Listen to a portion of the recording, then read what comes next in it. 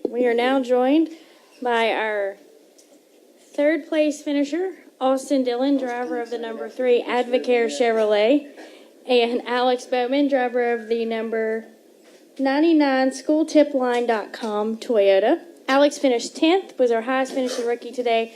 Austin, the third place finisher, was the Dash for Cash winner, qualified for his third straight Dash for Cash race in a row, and as Alex mentioned, is now $100,000 richer. So, Austin, let's start with you. Obviously, a long, tough race there, but a great finish there at the end. Yeah, this race played out about exactly like last year's did for us. We didn't get the track position we wanted after the first stop, but our car was good enough to drive up quite a few positions, and had a 4-tire stop, green flag stop, and the car just came to life and made the right adjustment in the middle of the race, and really had some fast times, and it's just so tough to pass. I can get runs and couldn't do much with them, but just super excited to win the Nationwide Dash for Cash, and with all those restarts and so close on fuel, I just thank the good Lord above for keeping fuel in that thing for us. All right, and Alex, a great 10th place finish for your team. Talk a little bit about your run today at New Hampshire. I think if anybody would have told me I'd be sitting in the media center for anything after how we were in practice and throughout the beginning of the race, I would have laughed. So just got to thank everybody at RAB Racing for working really hard and never giving up, because we struggled pretty hard here. But just got to thank School Tip Line for staying on board, and Chris Rice made a lot of really good calls that race, and some people kind of decided to take themselves out at the end, and we were just there and capitalized on the opportunity and brought it home 10th. And we've now been joined by our second place finisher, Brian Vickers, driver of the number 20 Dollar General Toyota. Great run for you. So close to getting another Nationwide Series win, but just talk a little bit about your race. Yeah, no, it was a good run. The guys, they did their homework back in the shop. We unloaded with a good car, made it a little bit better. And, good starting spot. We ran good all day. We had a really fast car there mid-race, and even towards the end of the race until we had the overheating issue. I think between us and the 54, he was strong as well. He could probably maintain a little bit longer. He was able to rotate the center a little bit better for a longer period of time. We were a little better in 1 and 2. He was better than us in 3 and 4. And I think whoever was in the front, so long as you didn't make a mistake, was probably going to stay there. After that last the pit cycle, they came out in front. We just had a hard time getting back by him. We were, right there with him after the restart for the leading into the long run, and then I got some trash on the grill, and the temps got up to 260, and the engine started nosing over, and I'm really proud of Toyota and all the guys. They gave me a great engine.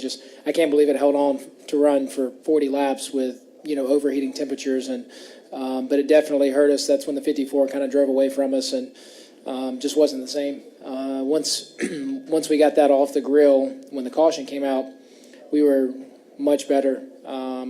We were racing the 54 there for the win after the first or second green flag restart. And then by the third one, I was starting to run out of gas. It stumbled a little bit on the restart, and then I completely ran out coming out of 4, coming to the line. So the guys did a great job, and we weren't sure if we were going to be able to make it to the end of the race, period, much less 3 green-white-checkers. So the cautions helped, saving fuel helped, and the guys just getting every ounce of fuel in it they could. All right, we'll go ahead and open for questions for Alex, Austin, or Brian. We'll start with Reed. Reed Spencer with the NASCAR Wire Service. For both Brian and Austin, it seemed like you guys got almost 100 miles out of those tanks of gas. Can you talk just a little bit about the methodology of doing that and when you started doing that? Your crew chief starts relaying it to you as soon as you get fuel there on that last race. The first time we got fuel to the end, he says to me, just the more we save at the beginning, the more we're going to have for the end. So you save the entire race, and the more you save for the entire race, it helps. We also stayed out about 6 to 7 laps longer than a bunch of the guys just to make sure we had fuel to finish for points reasons and stuff. So we had a little bit more than most of the guys, but you just start saving every caution, and then the pace slows down a little bit, and it helps a little bit too. Yep. All right, additional questions for Austin, Brian, or Alex? Okay, Mary? Hi, Mary Jo Buchanan, Speedway Media. Can you talk a little bit, each one of you, about what it's like to go through 3 green, white checkers and what goes through your mind as you're dealing with that?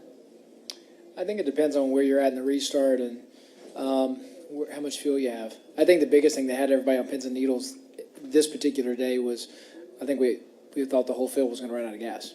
And, we got to thank NASCAR for giving the red flag. Had they not given us the red flag, I'm sure a lot of guys would have. I know we would have. We ran out coming to the line anyway. So, I think that was smart on their part, knowing the circumstances. Green, white checkers are always hairy at the end of the race anyway, especially a place like this where you're always side by side. It's hard not to get to be side by side, and everybody's kind of on ice a little bit, especially when you're all too wide going down into the first couple turns. The guy on the inside, is going to be loose, and you hope you can take advantage of it so long as he doesn't wipe you out.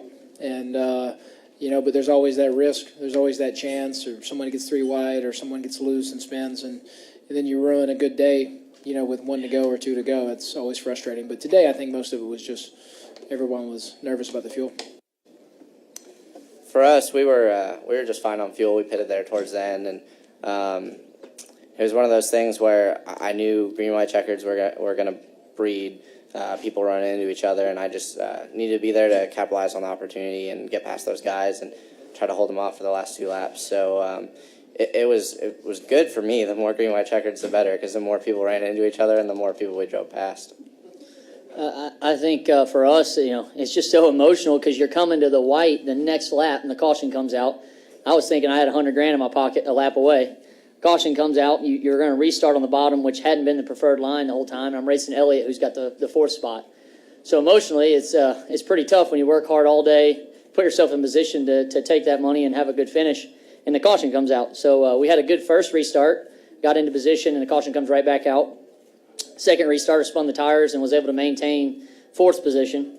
And they have another restart, and the 4th was where I needed to be, and it turned out to work out for us. So today we got some good breaks, and everything kind of went our way to win the money. All right, any additional questions?